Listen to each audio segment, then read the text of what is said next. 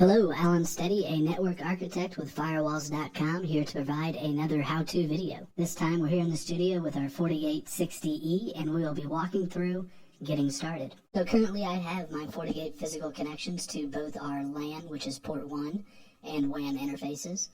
The LAN interface is labeled again as port 1 on this particular model, and the WAN interface I'm connected to is labeled as WAN 1. Before we get started, it is important to first make the decision on how the FortiGate will be operating within our environment. There are two operation modes that the appliance can be placed in, either a NAT or transparent mode. The NAT mode is our more common operating mode, where the FortiGate is placed into a layer 3 route mode, and where we can assign IP addresses to our interfaces and packets are routed via IP addresses. When placed in a transparent mode, the FortiGate appliance is simply acting in layer 2 bridge mode, where our interfaces will not have IP addresses assigned to them, and packets are not routed, but forwarded. In our example, we'll be dropping this in using the more common NAT operation mode. Our first order of business here is going to be establishing our connection to our FortiGate appliance. By default, the port 1 IP address is 192.168.1.99 and on a /24 network subnet,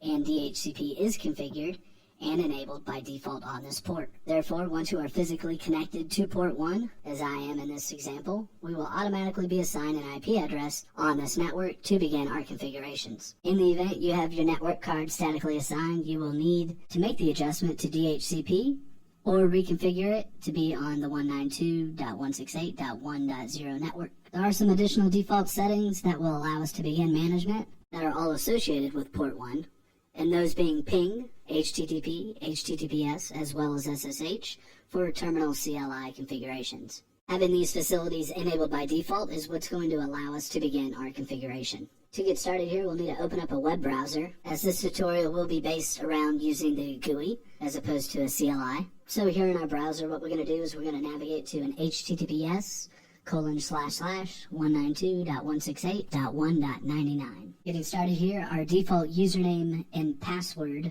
are admin, and currently there will be no password associated with our FortiGate appliance. So we'll just go ahead and select login, where we're now prompted to change the password. You can also skip this step, however it is highly recommended that we go ahead and set a nice, strong password.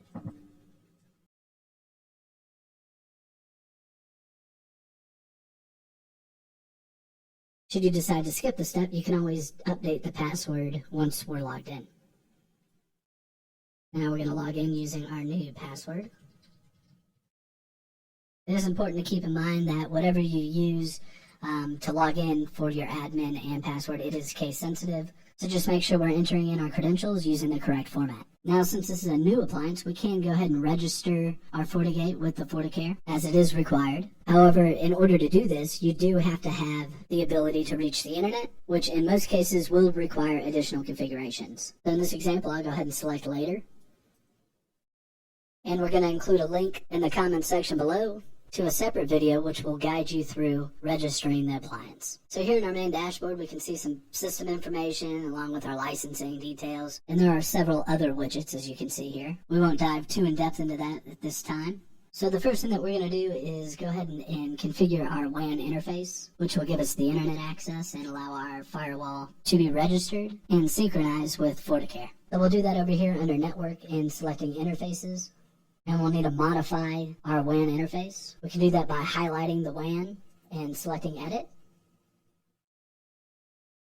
Alternatively, you can just double click this.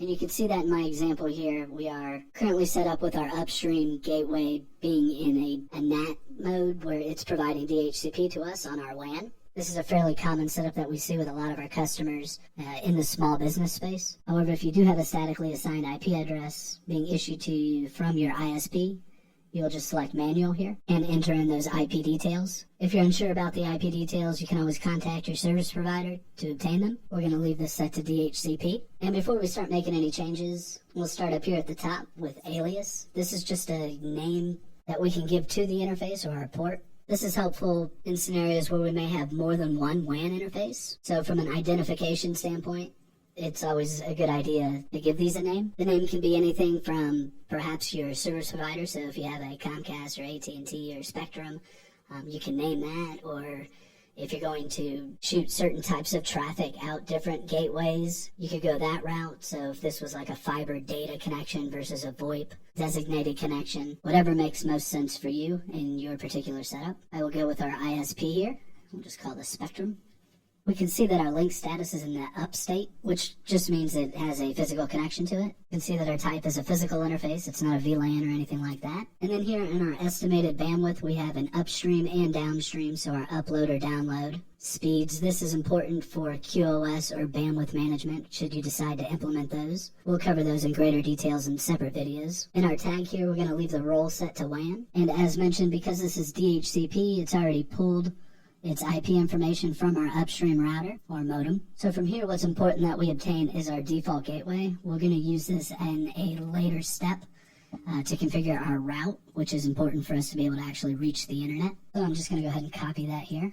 Before I move on, it's worth mentioning that just because the upstream router or device is providing you DHCP, it doesn't necessarily mean that you have to leave it set to DHCP. And in some cases, you may not want to do that. So what you can do is leave it set to DHCP, so it's going to be assigned an available IP, and then come over here and set it to manual or static, which is just going to mean that this WAN IP is not going to change. As you can see, there are some additional advantages to having a static IP from an administrative perspective, where we can add admin access such as HTTPS, SSH, and ping for monitoring purposes. And there are also some additional options, as you can see here. So oftentimes when we have a static IP address, we might enable some of these administrative access functions. Just keep in mind the security implications related to exposing WAN access. So if you have a strict compliance or regulation needs, this may not be a good idea to implement. However, there are ways that we can add some security to reduce our exposure and risks. The first being creating a strong and complex password. Also defining access controls on the sources that are able to reach us. And for a more complex solution, you can always add multi-factor authentication. For the sake of our video here, I'm going to leave this set for DHCP and select OK.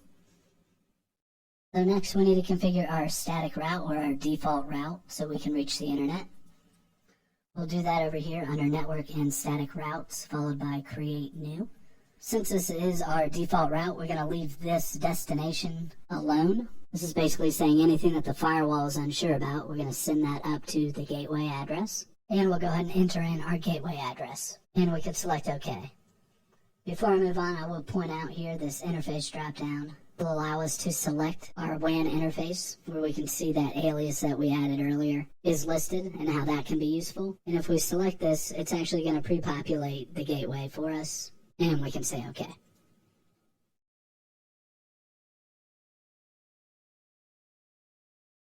The next default function that we're going to talk about is our firewall rules or our access controls, which we can access here via the policy and objects and IPv4 policies. You can see that there are a couple of default policies already defined for us. So from a firewall hardening perspective, we can end up spending quite a bit of time here. And by default, we can also see that none of our security services are actually activated. So if we want to apply any level of security scanning, we will need to kick these on. These do require licensing and a valid security subscription contract, which can be added and synchronized to our FortiGate appliance. We always want to make sure that we're logging the traffic, and we'll give this policy a name, which we'll just call our default allow. This is actually a fairly common policy that a lot of organizations will use as a catch-all and position this at the bottom of our rule stack. However, from a firewall hardening perspective, it's always a good idea to come back and create more purpose-driven policies that are more specific to your organizational or business needs. Say OK. Now we can see that our default policy is in place. We've added the default security profiles, which we'll take deeper dives in separate videos. So now we would be ready to complete our registration and finish the synchronization with FortiCare. If you found this video helpful, be sure to give us a thumbs up below and subscribe to our YouTube channel so you're notified of future video releases. And be sure to come and check us out at firewalls.com. It's www.firewalls.com. Thanks for watching.